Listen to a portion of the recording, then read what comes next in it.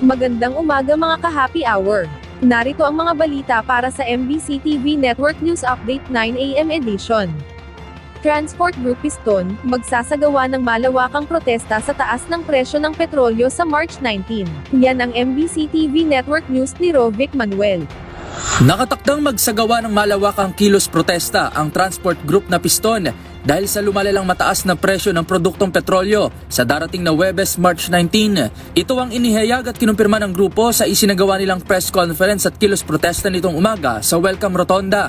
Ayon sa grupo, ilulunsad ang nakatakdang tigil pasada at protesta hindi lang sa National Capital Region o NCR, kundi sa buong bansa na pangungunahan ng mga tsuper at operator. Bahagi umano ito ng pagtutol sa umano'y kawalang aksyon ng Administrasyong Marcos Duterte sa patuloy na pagtaas ng presyo ng langis na malaking dagok sa kabuhayan ng mga tsuper at driver. Anila, imbes kasi na magkaroon ng hakbangin upang maibsan ang problema, ay tila pasanin pa ang polisiya na ipinatutupad ng Estado at pawang band-aid solution lamang. Iginiit ng grupo ang panawagang tanggalin ng value-added tax o VAT at ang excise tax sa produktong petrolyo. Kasabay nito ang petisyon sa pagtaas din ng 5 pisong dagdag na pamasahe sa mga publikong jeepney. Una rito, matatanda ang inaprubahan na ng Land Transportation Franchising and Regulatory Board o LTFRB ang taas pasahe para sa mga provincial bus sa harap ng patuloy na pagsirit ng presyo ng petrolyo. Epektibo na nitong Sabado ang 35 centimos per kilometer na fare increase sa air-conditioned, deluxe at super deluxe provincial utility buses, habang 45 centavos naman kada kilometro sa luxury bus. Para naman sa mga ordinary PUB, piso ang itinaas sa base fare at 30 centavos naman sa kada susunod na kilometro. Samantala, kinumpirma rin ng LTFRB na asahan ang mas mataas at permanenteng taas pasahe sa jeep sa mga susunod na araw.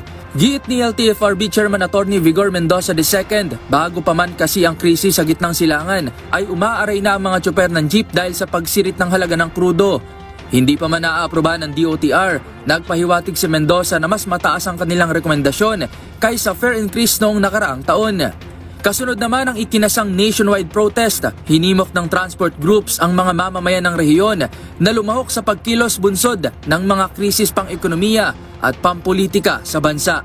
Para sa MBC TV Network News, ito si Rovic Manuel ng DZRH-TV, una sa Pilipinas, una sa Pilipino.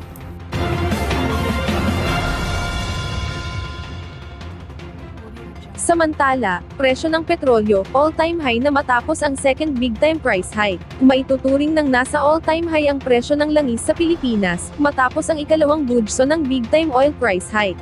Ayon kay Department of Energy Secretary Sharon Garin, naitala ng kagawaran ang dalawang magkasunod na pinakamataas na pagtaas ng presyo ng produktong petrolyo sa kasaysayan ng bansa. Ito na aniya ang maituturing na all-time high consecutive price hike sa sektor ng petrolyo. Kapag tuluyang naging epektibo, ito na rin ang pinakamataas na presyohan ng mga naturang produkto, batay sa tala ng kasaysayan. Dagdag pa ng kalihim, posibleng mas mataas pa ang presyo ng langis sa mga lugar na malayo sa National Capital Region, partikular sa mga lugar na nangangailangan ng mas mahabang biyahe para maihatid ang supply ng petrolyo.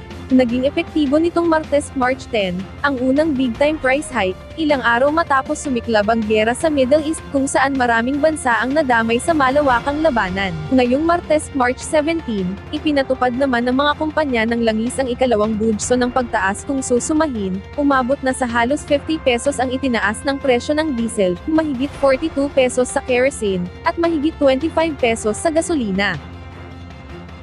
At yan ang mga balita para sa MBC TV Network News Update 9 AM edition. Abangan ang mga susunod na balitaan mamaya para sa 10 AM edition.